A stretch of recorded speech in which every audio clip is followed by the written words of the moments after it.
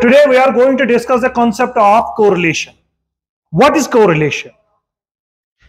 Whenever you find there is a definite connection exists between the two variables, when the two variables are connected in a way that if any change happens in a particular variable, if it has an effect on another variable, then we can call it as there is a correlation.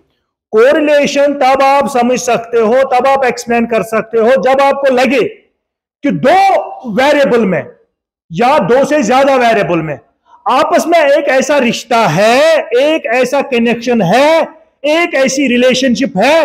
अगर एक variable में कोई change आ जाती है, मान के चले वो ज्यादा हो जाता है या कम हो जाता है, इंक्रीज हो जाता है या डिक्रीज हो जाता है, उसके इंक्रीज होने से या डिक्रीज होने से अगर किसी और वेरिएबल को भी चेंज होना पड़ा, वो वेरिएबल भी इंक्रीज या डिक्रीज हो जाता है, तब जाके हम कहते हैं it is a correlation. So in simple words, you can define it is a statistical method. It is a statistical technique. Just like I have written down here. It is a statistical method or statistical technique that measures, जो आपको major करके देती है क्या?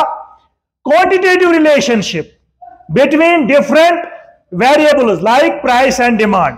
आप लोग जानते हो मार्केट में प्राइस और डिमांड में आपस में गहरा ताल्लुक होता है.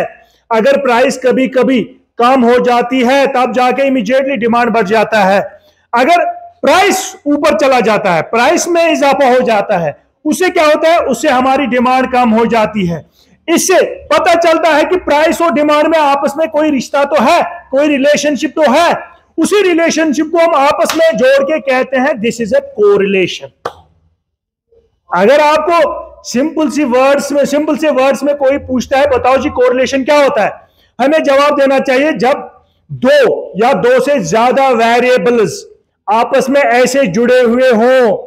अगर एक वेरिएबल में कोई चेंज आ जाती है, एक वेरिएबल चेंज हो जाता है, उसके चेंज होने से अगर दूसरे वेरिएबल में भी चेंज आ जाती है, दूसरा वेरिएबल भी चेंज हो जाता है, तब जाके हम कहते हैं it is a correlation. It has two types, just like positive correlation and negative correlation. What we have next, inshallah, we will see in next lecture.